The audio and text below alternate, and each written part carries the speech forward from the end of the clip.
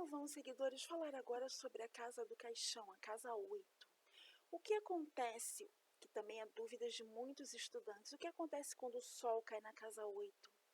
Sol na casa 8 vai gerar os pássaros na soma. Então, o Sol ele tem a ver com ouros. O Sol tem a ver com tudo que é físico, material, financeiro. Ele envolve o mundo dos negócios. Então, ali mostra que a pessoa vai ter uma grande perda. Sol também é global, universal, tem a ver com o mundo. De uma forma geral, ele tem ligação com o mundo dentro da concepção de criação do ensino independente. O Sol tem a ver com o mundo, as nuvens têm a ver com o mundo, caminho tem a ver com o mundo, tudo que pega o global, o universal, tem a ver com essas cartas. O mundo todo, né? Então tem cartas que têm ligação com isso. E o Sol é uma delas, e de grande potência. E quando o Sol cai na casa 8, ali já mostra que você vai ter uma perda financeira, material, dependendo do contexto em que você estiver analisando a leitura dentro de uma temática específica, muito grande, né? Você vai ter uma perda muito grande ali com o Sol na casa 8 e vai ter que recomeçar do zero, porque os pássaros vêm na soma. E você vê que o Sol entra na casa do caixão e perde a potência. Perde que potência? Potência financeira e material do indivíduo.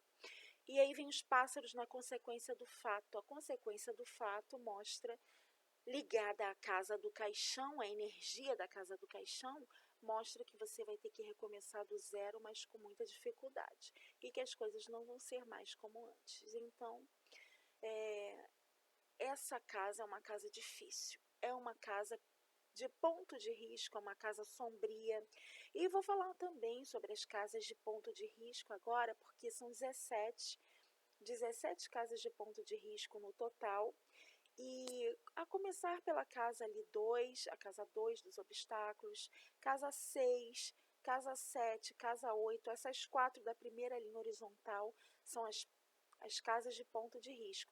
Desce para a segunda horizontal, você tem ali as casas de ponto de risco que são foice, chicote, raposa e urso. Mais 4 cartas, mais 4 casas de ponto de risco na segunda horizontal. Desce para a terceira horizontal, você encontra ali a torre, a montanha, o rato, a aliança e o envelope. 5 casas de ponto de risco ali embaixo.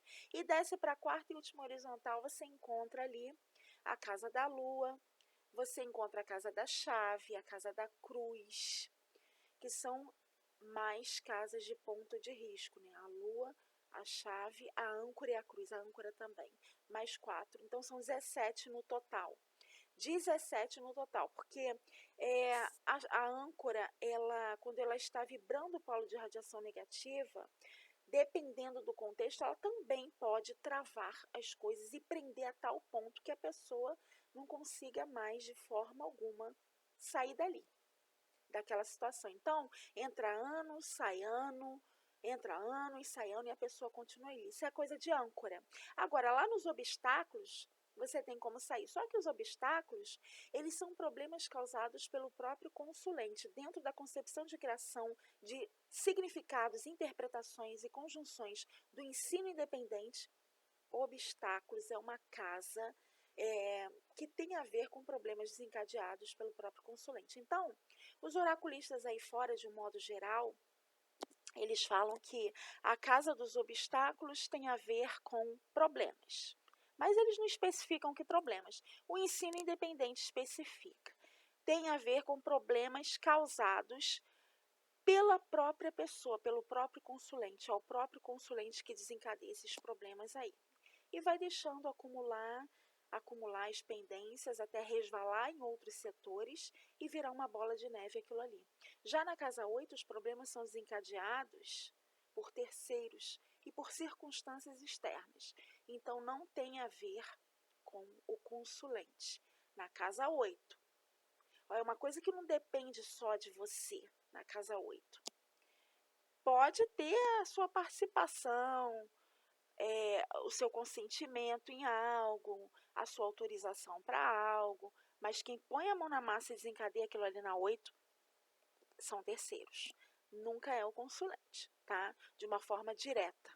De forma direta, na casa 2, que o consulente desencadeia aquilo ali. A casa 6 também é uma casa perigosa. A casa 7 é a casa sombria. As piores casas das casas de ponto de risco, elas são 4 casas, que eu deixo em vermelho no curso, para você poder entender que casas são essas, por que elas são tão pesadas, tão perigosas entre as 17. Outra coisa, não é só para você ficar analisando as casas de ponto de risco, que são essas 17. Você também tem que analisar onde as cartas dessas casas de ponto de risco caíram fora de seus domicílios, porque elas têm muito a dizer também. Então, no curso eu te ensino tudo, absolutamente tudo, sobre as casas de ponto de risco, porque o que eu passei aqui no YouTube é a ponta do iceberg, é o básico. Então, você não vai começar a abrir teu jogo e ficar vendo o básico por aí e achando que já está um jogo completo com essas casas de ponto de risco, porque elas têm um desdobramento, elas têm onde as cartas caíram fora de seus domicílios, tem outras coisas também que você precisa saber. Então, essas casas de ponto de risco, elas são o básico, porque quando você abre a mesa real, quando eu abro, a primeira coisa que eu vejo para consulência são as casas de ponto de risco. É a primeira coisa que eu vejo, para ver onde o bicho está pegando, o que eu tenho que avisar ela para se prevenir, porque é importante, são casas de alerta, são casas sombrias. Então, você tem que ficar muito atento a essas casas aí. São casas pesadas, né? Tem as casas que são negras. As casas negras são as casas mais carregadas aí dessas casas de ponto de risco. Por quê? Porque elas têm coisas bem mais sérias, graves, perigosas, que acentuam aquele aspecto sombrio do arquétipo da pessoa, do evento que está por vir a se desencadear. Então, tem que ficar muito atento com isso aí. Bom, então, você que quer deixar aqui nos comentários alguma sugestão para os próximos vídeos ou tirar alguma dúvida básica, pode deixar aqui. Às vezes eu não respondo conjunções, não. Tem gente que deixa dúvidas sobre conjunções de jogos aqui. Eu vou responder o básico, tá? Porque eu não vou passar aqui a autoria conjuntiva do ensino independente, que depois vão ficar reproduzindo. Eu já passei algumas coisas aqui numa mesa real que eu interpretei. Eu interpretei uma mesa real por aí, 2, né, aqui nos meus vídeos. E eu já deixei bastante conjunções ali, tá bom? Para vocês poderem dar uma olhada lá.